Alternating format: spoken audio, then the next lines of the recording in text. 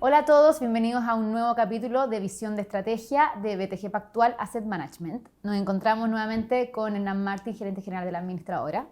Hola Hernán, ¿cómo estáis? Bien, ¿y tú, Cata, cómo estáis? Muy bien. Qué bueno. Para retomar un poco la conversación que tuvimos el mes pasado, junio del 2025, justo habíamos salido de el escalamiento que tuvo el tema geopolítico entre Irán e Israel.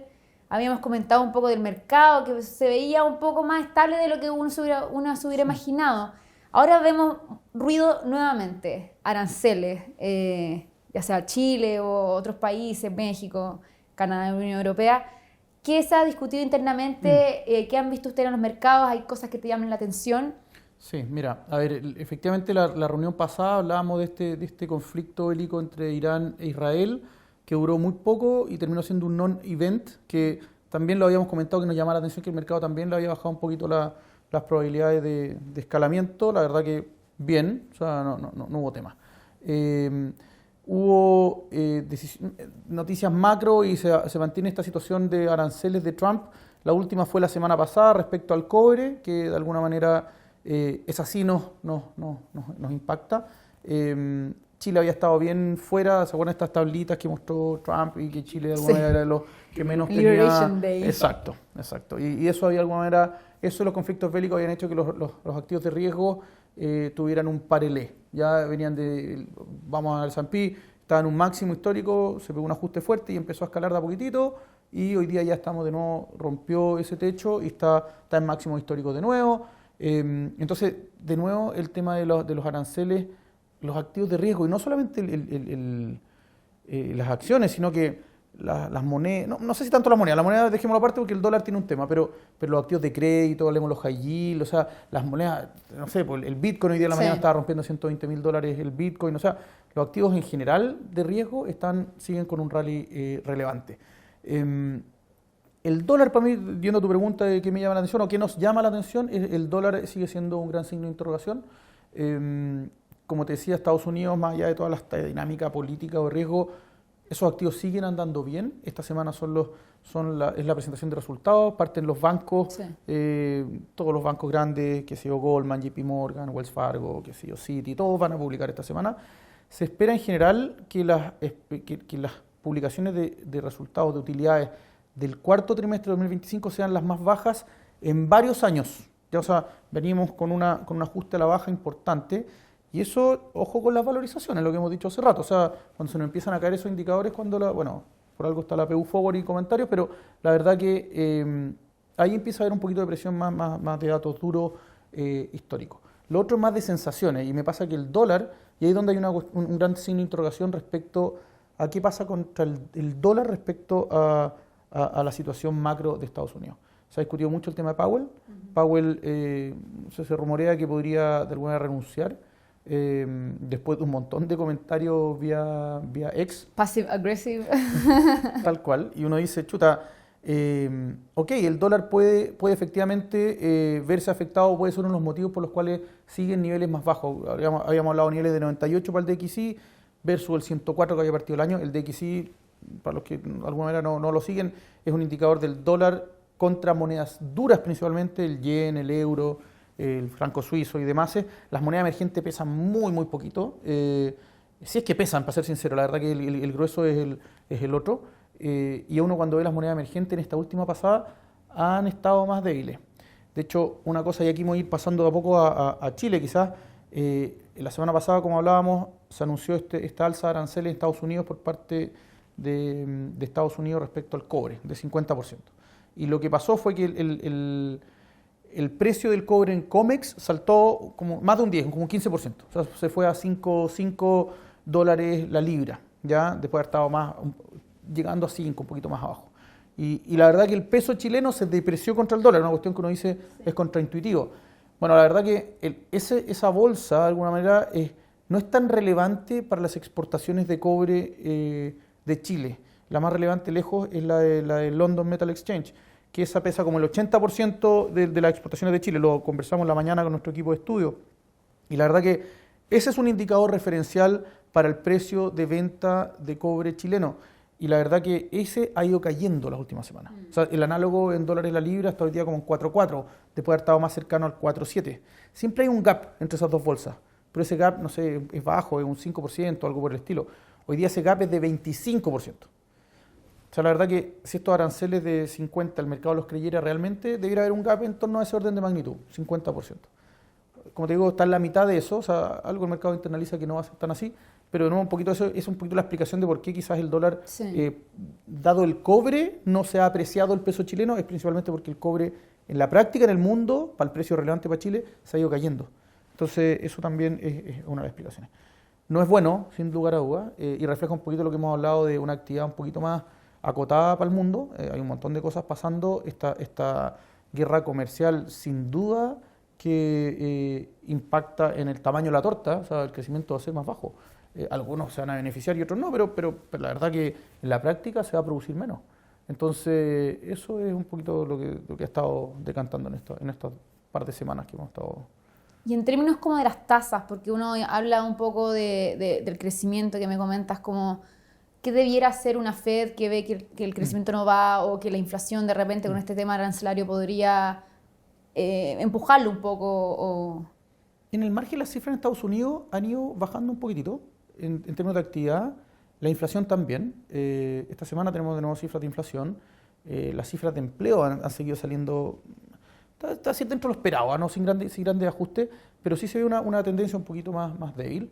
Y la Fed, la grabación pasada que tuvimos, se internalizaban 3 bajas en un año, hoy día son 4.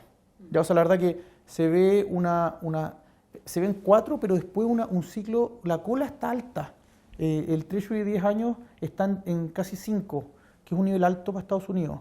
Y ahí es donde está la gran duda respecto a eso. ¿Ya? Eso genera hartas situaciones con la inversión y cosas por el estilo. Yo creo que eso se va a ir dando. El mercado se va centrando en cosas más pequeñas, estas discusiones que hablábamos de Powell y Trump, pero la verdad que el ciclo económico pareciera ratificarse. De hecho, toda la semana hablan varios consejeros de la FED.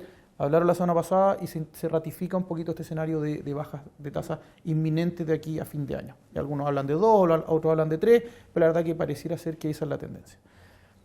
Yéndonos a Chile, quizá que creo que es relevante, las tasas, también lo dijimos en el video pasado que estaban atractivas. La verdad que las tasas en Chile no se han movido mucho. Hubo una sorpresa de inflación a la baja, salió menos 0,4 la inflación del último mes.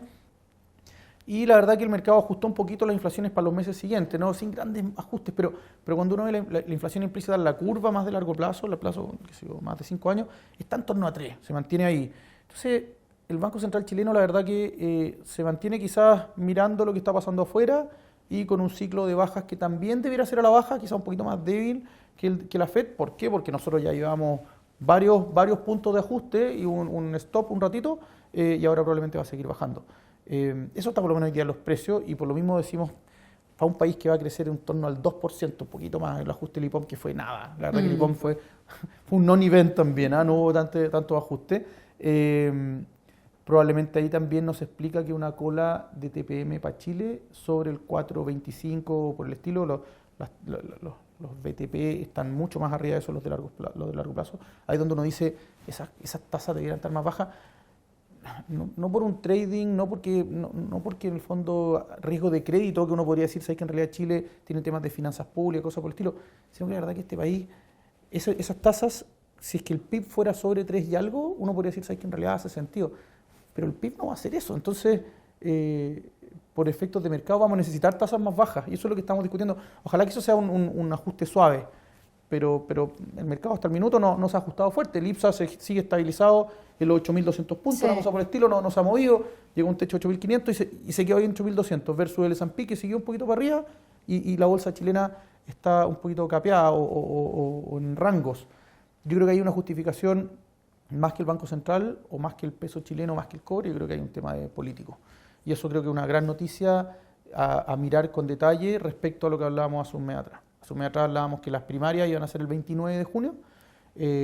Bueno, fueron y la verdad que los resultados sorprendieron por la diferencia del resultado. Yo recuerdo que alcanzamos a hablar que Janet Jara se está aspectando, se veía como con mejor intención de voto y la verdad que le sacó 2 veces el porcentaje que sacó Carolina Toá, y un poco la gran duda respecto, porque al final la discusión no era si es que ella era la elegida o no, porque había obviamente algo de eso, pero sorprendió la diferencia, y la gran duda que venía después era quién iba a capitalizar ese triunfo, ¿ya? Porque en el fondo habían 2 situaciones, o los votantes ex concertacionistas se iban a apoyar en masa a Evelyn Matei, o el mercado se iba a ir a los extremos y a decir, bueno, si me ponen una candidata de extrema izquierda, los votos se van a ir a extrema derecha como contrapeso. Lamentablemente, y esto de nuevo voy a ser súper prolijo, lamentablemente para los mercados, porque eso genera incertidumbre, o genera eventos más discretos, más que ajustes suaves, pasó lo segundo. Entonces, de alguna manera, el gran ganador de las primarias oficialistas fue Kast, no fue Jara. Sí. ¿Ya? Porque Kast de alguna manera logró esta votación o empate técnico que tenía con Kaiser y lo pasó, y hoy día pasó con todo y está primerísimo. ¿Cachai? Entonces uno dice, bueno, uno sumando las partes de la derecha probablemente sí hay una masa crítica importante, pero de nuevo volvemos a una pregunta que hizo la derecha hace un par de semanas atrás, que lo cuestionaron mucho, pero creo que fue súper incisivo. ¿Qué va a pasar cuando el oficialismo, si es que, veamos, si es que el oficialismo cuando esté en la calle, ¿cuál va a ser su actitud? ¿Va a ser pro no sé, oposición claro. de ellos? Que lo dudo, va a estar revuelto. Entonces, eso creo yo que respecto a la semana pasada hace estar un poquito más cauto. Creo que el IPSA está mirando un poquito eso. Perfecto. ¿No? O sea, podríamos esperar un poquito de volatilidad en el IPSA igual, o sea, en la medida en que salgan estas encuestas. Sí, yo creo que eso va a ser el evento más relevante del segundo semestre. Janet Jara es una gran candidata, si uno lo mira tiene carisma, entretenida. Cada vez más parecida a la Michelle Bachelet. Sin duda, ¿cachai? Entonces eso puede ser que vaya agarrando momentum. O sea, hoy día, de nuevo, cuando uno se centra en la CADEM, que es la que sale semanalmente, creo que salió 27, 28 esta última semana. Cuando uno ve en quién cree, o la intención, más que intención de voto, quién cree que va a salir presidente, está en el 30, que uno diría, bueno, es poco, pues si en el fondo ya ella corre sola en el oficialismo, entonces uno debería esperar un orden de magnitud más alto. Sí, pero veamos si viene con una curva. De nuevo, tenemos que nosotros preocuparnos del downside, el upside es upside por definición, así que no hay que preocuparse. El downside de mercado es el que uno tiene que estar ahí mirando, y creo que eso es lo que vamos a tener que estar haciendo las próximas semanas. Perfecto. Muchas gracias, lo esperamos próximo mes para un nuevo capítulo.